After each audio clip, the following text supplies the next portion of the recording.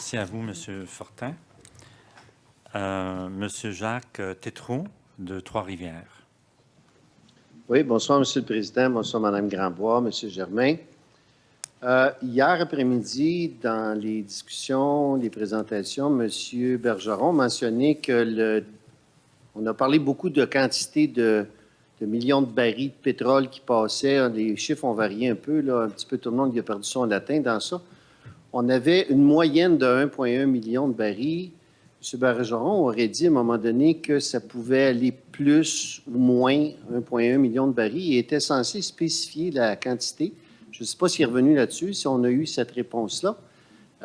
Mais c'était un engagement de sa part. Je ne sais pas, je n'ai pas pu assister à tout ça, là, mais ma question est reliée à ça.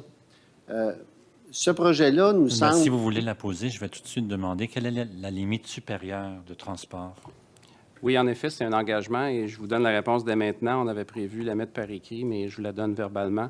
Essentiellement, toute la conception a été faite à 1,25 million de barils par jour, soit une marge, si vous voulez, de 14 %. Donc, excusez l'anglicisme, un over-design de 14 %, ce qui est typique pour n'importe quelle infrastructure quand on fait de l'ingénierie.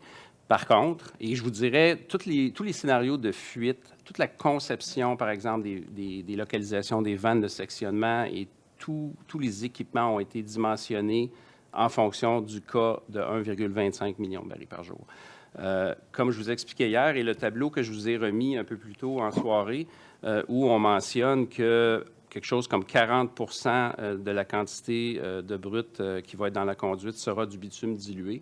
Bien, on sait qu'en moyenne, on peut anticiper quelque chose autour de 1,1 million de barils, mais il n'y a aucun scénario d'exploitation avec seulement du brut léger. Donc, la probabilité de pouvoir exploiter à une moyenne supérieure de 1,1 million de barils par jour est extrêmement faible, mais toute la conception mécanique, tous les scénarios si vous voulez, d'écoulement dont on va parler dans les prochains jours ont été faits à 1,25 million de barils par jour. Scénario, modélisation et tout? Exact. D'accord. Alors, à vous la parole de nouveau, M. Tétrault. Alors, on vient de mentionner justement le bitume dilué. Donc, on conçoit très bien que ce pétrole-là va contenir une certaine quantité de diluant. Considérant que les parts d'exportation font partie du projet comme tel, je voudrais savoir si le retour de ce diluant-là par train fait aussi partie du projet comme tel qui est présenté à l'ONE. Et si ce n'est pas le cas, pourquoi, alors que l'exportation via les ports fait partie du projet?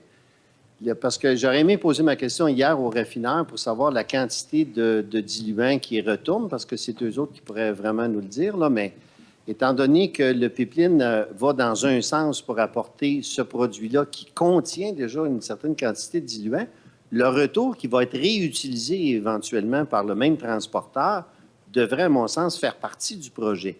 Est-ce qu'on pourrait avoir une réponse de l'ONE? Je vais poser la question au promoteur. Oui, je sais.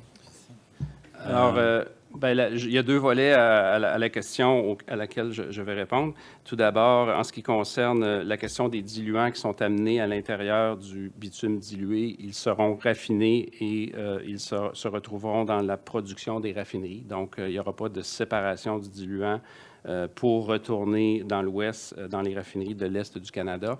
Le tableau que j'ai remis un peu plus tôt, qui sera sûrement disponible sur le site Web de la Commission, montre deux pipelines qui sont actuellement en exploitation pour amener le diluant à partir du Midwest américain vers l'Ouest canadien. Et on parle de deux nouveaux projets, un à partir de l'Illinois et l'autre à partir de la Colombie-Britannique, qui vont faire en sorte qu'on va pouvoir amener le diluant supplémentaire qui est requis par pipeline. Et ça, ce tableau-là sera certainement disponible au public sous peu. Merci, M. Bergeron, et merci, M. Tétrault. Donc, il n'y a aucun diluant qui revient. C'est la réponse. C'est la réponse? Oui. Et M. Tétrault, si vous voulez, M. Bergeron a résumé, mais on avait eu l'occasion de voir ça un petit peu plus en détail hier, probablement un moment où vous n'étiez pas là. Et donc, si vous, en plus du tableau que M. Bergeron a déposé aujourd'hui, vous pourrez revoir les transcriptions d'hier soir qui reprenaient tout ça un petit peu plus en détail. OK, merci. Merci à vous.